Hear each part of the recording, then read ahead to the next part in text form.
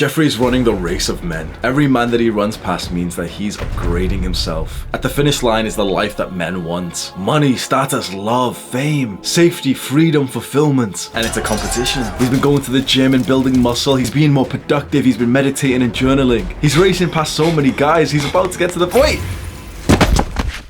What the? Someone just tripped Jeffrey up. Who would trip up a man in his attempts to improve himself and beat the competition? Everyone looks over to the tribe leader for help. Adonis! Adonis notices the commotion. He hears word of what happened. Who would set up this trap to hurt young men? Like a CIA agent piecing together the puzzle, Adonis figures out the perpetrator. He takes his private jet to Silicon Valley, goes into the fanciest building straight to the top.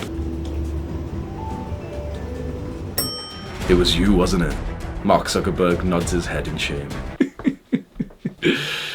So if you want to ruin your day, just go onto Instagram, go onto Facebook, who the fuck uses Facebook? Go onto Instagram or TikTok and just go onto the Explore page. And there is just hundreds of people who are more attractive than you. There's a guy, if you're a guy, there's a guy who's more muscular, more successful than you. And that fucks up parts of your brain. If you're a girl watching this and you go onto Instagram, there's hundreds of girls who have got better figures than you. They've got like juicier lips and like sharper, what do girls value? Like sharper cheekbones and like thicker hair. You want to ruin your day, just go on these apps, and it's very interesting. We know this. What I've just said in the last few sentences, you know this, don't you? So why is it so common for us to keep self-harming? We know that this will hurt us and we keep putting ourselves there. I'm going to give you the bro science explanation of why this hurts us so much. And perhaps some nerds will like correct me like, oh, actually, it's not about.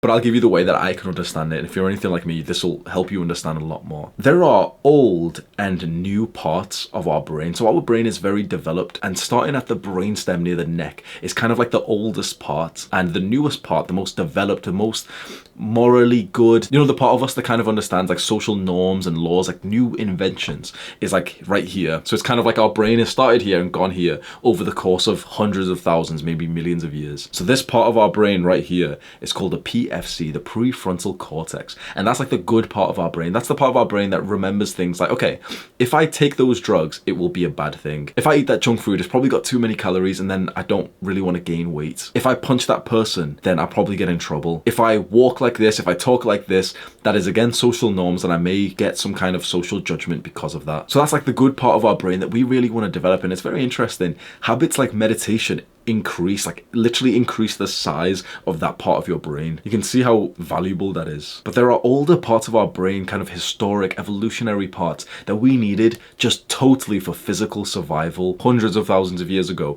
in caveman times, when there was real risk of getting your head bashed in by like the alpha male caveman Ugg over there, and also the saber-toothed tigers that were invading caves. The older part of our brain that we're concerned about is called the amygdala, and the amygdala is kind of like the anxiety center of your brain. It's kind of like where you feel certain emotions that tell you, okay, shit's not right, I'm scared, something's bad's gonna happen. And this part of our brain is extremely important. It's what kept us alive. If we didn't have the amygdala to the level that we did, you know, like the size of it or however it matters, we would have went extinct as a species. Caveman and woman hear some noise and then suddenly get attacked by a saber-toothed tiger. The caveman tries to protect his woman and he dies in the process. The caveman woman runs away. Her amygdala is now forever changed, and she's gonna remember that moment with a sense of trauma, PTSD. That trauma will actually protect her because she will be ultra vigilant for that same noise, the same patterns of behaviors, of things that happened, emotions, smells, sounds when that traumatic event happened. Eventually this cave woman pairs off with another caveman, as such is like the way of like sexual nature and evolution. And then when she suddenly just clicks into that amygdala mode and she hears something, they run away or they get ready. The new caveman, Alpha 2.0, looks at her face, realizes something's wrong,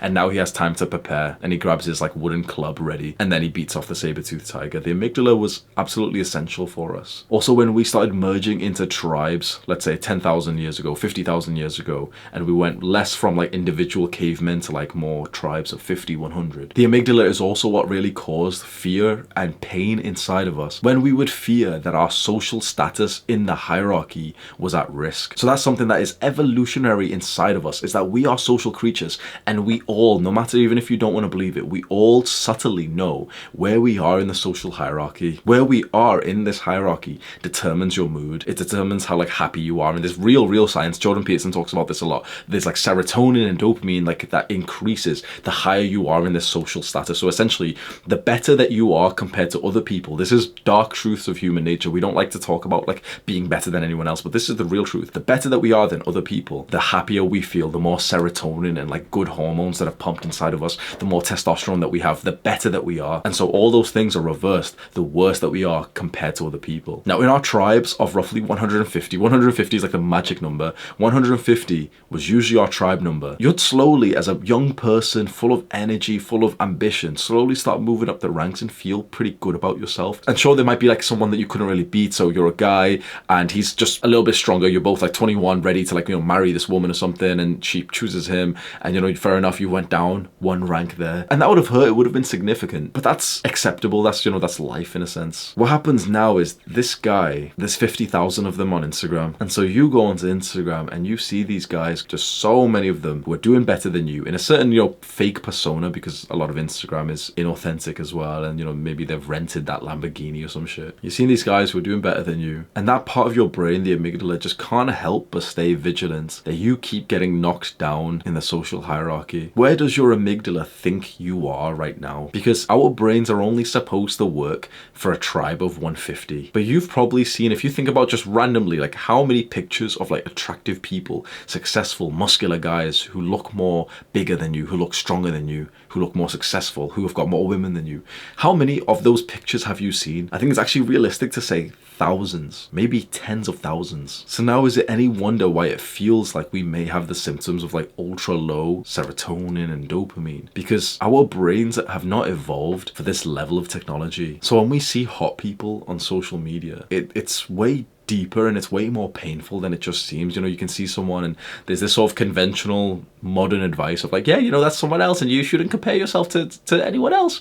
That advice does not work. Humans do not ever enact that advice of like, you don't compare yourself to anyone else. That's complete bullshit. That's like a modern invention that is completely against our evolutionary nature. To be human is to compare. To be human is to compete. Anyone who tells you that I don't compete with anyone else, I'm just competing against myself, is fucking coping. It's impossible. You can't just compete against yourself.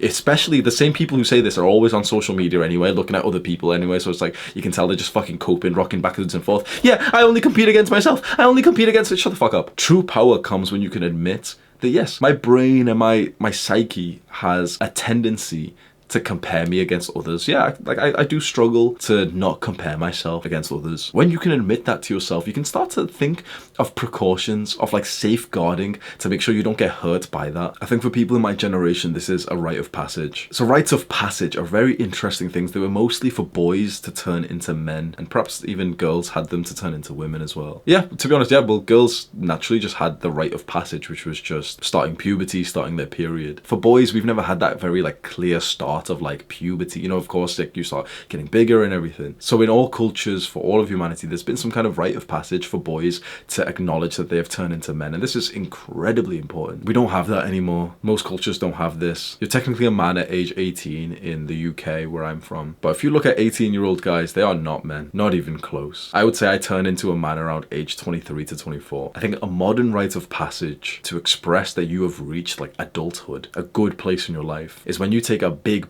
step back from social media. This is our war, this is our weakness, this is our addiction, our virus. Every generation previously had some kind of big enemy. They had like some big focus on like the plague. They had an enemy, they had a war, and that gave them purpose. It gave them a need to be productive. It gave them a need to be together. And we felt like we haven't had that. And I realized just recently, like, we're actually fighting what is somewhat an invisible war. There is a war that's being fought against us that we didn't even realize, and it is social media, technology addiction. This is the war, this is the enemy that we've been waiting for our entire lives. We are sick of social media, we are sick of porn, we are sick of video games, we are sick of just binge watching shit on Netflix and like all these shows that we just waste our time and we don't really even enjoy them, but for some reason we just keep going back to them. This is our generation's war, because we are absolutely fed up with the effects that these companies, this like technology has on us. When you understand a little bit more and more about the negative negative effects of social media like we've done in this video,